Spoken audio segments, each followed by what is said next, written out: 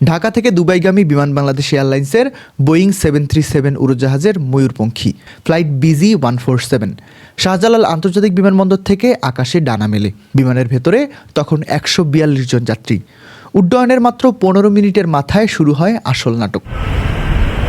17A সিটে বসে থাকা এক যুবক, যার নাম পলাশ আহমেদ, যদিও পরিচয় দিয়েছিল নাইম হাসান হিসেবে, হঠাৎ নিজের সিট ছেড়ে উঠে দাঁড়ায়। তার হাতে ছিল একটি পিস্তল এবং শরীরের সাথে পেঁচানো ছিল বোমার মতো কিছু তার।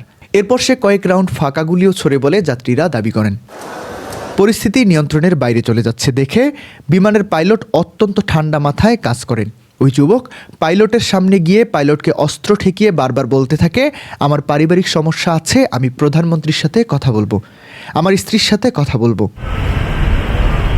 পাইলট তাকে কথায় ব্যস্ত রেখে কৌশলে বিমানটিকে চট্টগ্রামের শাহ আমানত আন্তর্জাতিক বিমানবন্দরে জরুরি অবতরণ করান। সময় তখন বিকাল 5টা 41 মিনিট। বিমানটি ল্যান্ড করার সাথে সাথেই রানওয়ে ঘিরে ফেলে সেনাবাহিনী, র্যাব, পুলিশ এবং বিমান বাহিনীর সদস্যরা।